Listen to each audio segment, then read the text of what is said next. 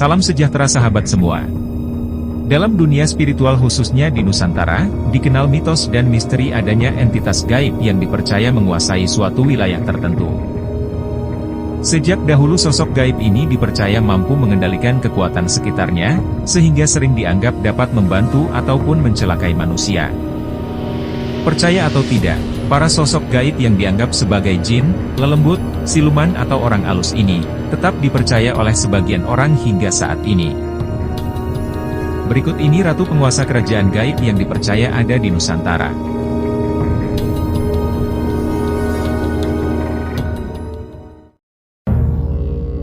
Satu, Kanjeng Ratu Kidul. Dalam mitologi Jawa, Kanjeng Ratu Kidul adalah roh suci yang memiliki sifat mulia dan baik hati. Kanjeng Ratu Kidul diceritakan berasal dari langit dan diyakini sebagai keturunan para dewa. Ia juga sering turun ke dunia dengan berubah menjadi sosok tertentu. Pada umumnya ia menampakkan diri hanya untuk memberi isyarat, atau peringatan akan datangnya suatu kejadian penting. Selain itu, ada yang berpendapat bahwa Kanjeng Ratu Kidul merupakan ciptaan dari Dewa Kaping Telu, yang diberi tugas sebagai dewi penguasa suatu tempat tertentu. Kanjeng Ratu Kidul juga diyakini memiliki kuasaan atas ombak di Samudra Hindia dan memiliki istana di sana. Dalam tradisi Jawa, sebagian masyarakat percaya bahwa Kanjeng Ratu Kidul merupakan pasangan spiritual dari Raja-Raja Mataram, hingga keturunannya di Kasunanan Surakarta dan Kasultanan Yogyakarta. Kendati demikian, para ahli berargumen bahwa adanya sosok Kanjeng Ratu Kidul merupakan cara untuk melegitimasi kekuasaan raja-raja di Jawa kala itu. 2. Nyi Roro Kidul. Berbeda dengan Kanjeng Ratu Kidul, Nyi Roro Kidul diyakini sebagai putri raja di Sunda yang diusir dari istananya. Adapun nama asli Nyi Roro Kidul adalah Dewi Kandita atau Kadita dari Sunda, yang terkena guna-guna.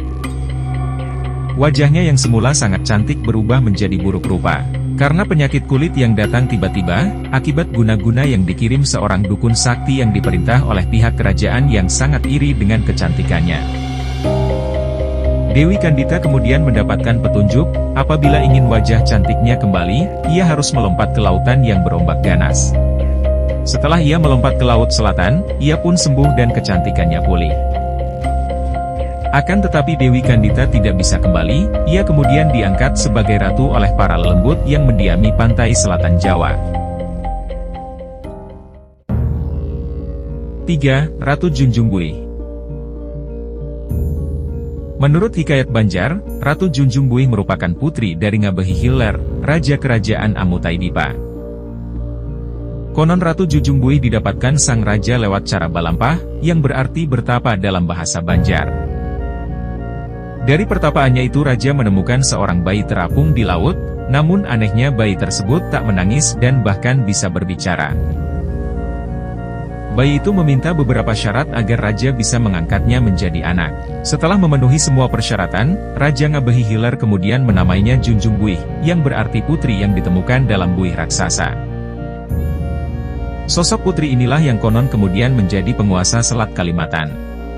Di selat ini pulalah pesawat Air Asia KZ-8501 diduga menghilang pada 28 Desember 2014. Karena itu banyak orang yang mempercayai, kalau Ratu Junjung Buih adalah sosok yang menyembunyikan badan pesawat Air Asia, hingga tak kunjung ditemukan.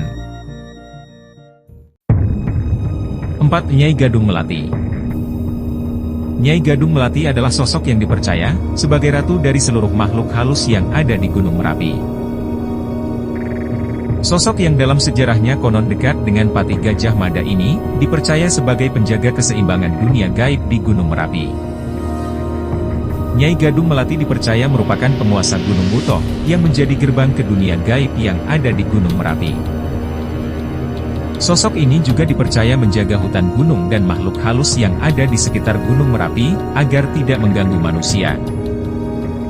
Dalam kisah legendanya, Nyai Gadung Melati konon kerap muncul dalam mimpi warga, saat akan terjadi bencana di Gunung Merapi.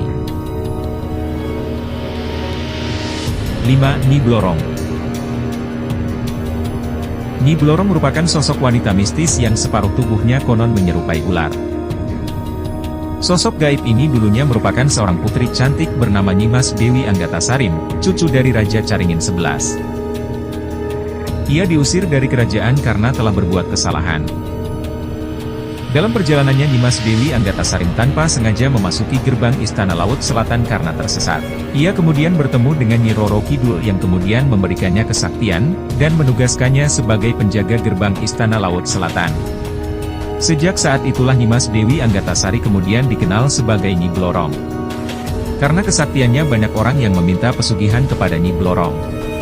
Namun untuk mendapatkan pesugihan itu bukan cara yang mudah, karena seseorang harus siap memberikan tumbal nyawa manusia, sebagai ganti kekayaan yang ia dapat dari Nyi Blorong. 6. Dewi Anjani. Dewi Anjani dipercaya masyarakat suku Sasak Nusa Tenggara Barat, sebagai sosok penguasa dunia nyata dan dunia gaib yang bersemayam di puncak Gunung Rinjani. Ia adalah putri dari Dewi Mas mantan permaisuri kerajaan Tuan, yang diusir karena difitnah oleh istri kedua. Dewi Anjani lahir bersama saudara kembarnya Raden Nuna Putra di sebuah gili tak berpenghuni. Setelah dewasa, Raden Nuna menggantikan ayahnya sebagai raja, sedang Dewi Anjani yang memiliki senjata panah sakti, diberi kekuasaan atas Gunung Rinjani. Beberapa para pendaki gunung mengisahkan, pernah melihat penampakan sosok Dewi Anjani di Danau Segara Anak Gunung Rinjani. 7. Ratu Rangda.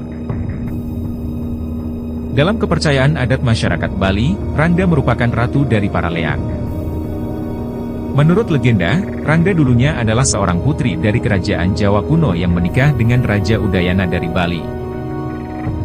Rangda memiliki nama Mahendra Datta, ia merasa tidak cukup hanya menjadi wanita yang melahirkan keturunan raja, sehingga ia mencari jalan lain untuk mendapatkan kekuatannya sendiri. Mahendra Datta kemudian memilih untuk menyembah dan berdoa kepada Dewi Durga. Ia mempelajari ilmu sihir yang memberikannya kekuatan yang bisa digunakan untuk mengutuk dan mampu mengontrol makhluk gaib lainnya.